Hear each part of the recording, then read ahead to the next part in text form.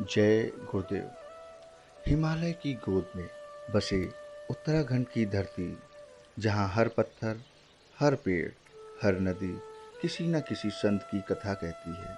इन्हीं महान संतों में एक ऐसा नाम जिसने दुनिया को दिखाया कि ईश्वर को पाने के लिए मंदिर नहीं, मन चाहिए। वो नाम है श्री बाबा नीम करोली का। महाराज जी का बचपन और साधना कैसे शुरू हुआ? बाबा का जन्म उत्तर प्रदेश के अकबरपुर में 1900 के आसपास हुआ था।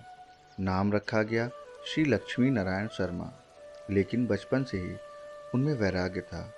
16 साल की उम्र में सब कुछ छोड़कर निकल पड़े साधना की ओर और बन गए एक चमत्कारी फकीर। बाबा की युवावस्था की कलात्मक छवियाँ और साधुओं की जीवन झलकें।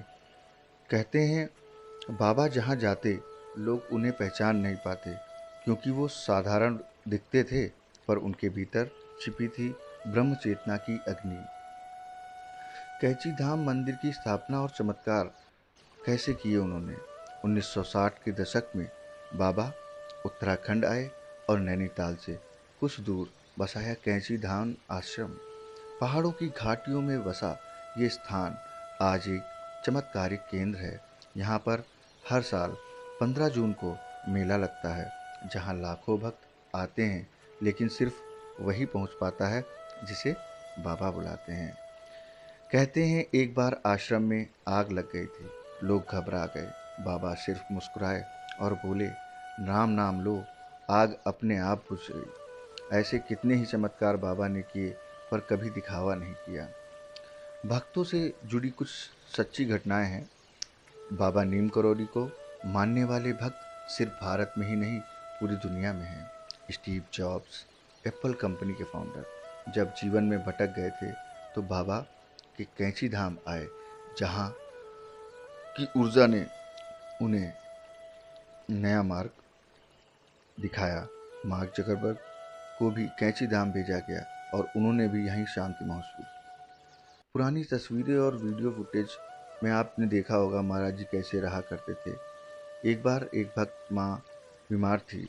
उसने बाबा से कहा, बाबा मेरी माँ को बचा लीजिए। बाबा बोले, जाओ, राम बचाएगा। वो भक्त जब घर पहुँचा, माँ पहले से ही ठीक बैठी मिली। ऐसी हजारों घटनाएं नहीं, लाखों हैं। बाबा का एक संदेश और है। बाबा का संदेश था, सेवा करो, भक्ति करो और सबसे प्रेम करो। वो खुद कुछ नहीं लेते थे, न चढ़ावा, न पद, बस चाहते थे कि हर इंसान राम का नाम ले। बाबा ने कभी अपने चमत्कार का प्रचार नहीं किया, बल्कि हमेशा कहा, मैं कुछ नहीं करता, सब राम करते हैं। यह विनम्रता ही उनकी सबसे बड़ी पहचान थी, क्योंकि सच्चा संत वही होता है जो खुद को कभी संत ना माने। महाराज जी की महासमाधि और आज भी उनकी उपस्थिति ऐसी है जैसे कि वो हमेशा हमारी अंतरात्मा में वास करते हैं। दिखाया मार्क जकरबर्ग को भी कैंची धाम भेजा गया और उन्होंने भी यहीं शांति महसूस। पुरानी तस्वीरें और वीडियो फुटेज में आपने देखा होगा महाराज जी कैसे रहा करते थे। एक बार एक भक्त माँ बीमार थी। उसने बाबा से कहा, बाबा मेरी माँ को बचा लीजिए। बाबा बोले, जाओ, राम बचाएगा।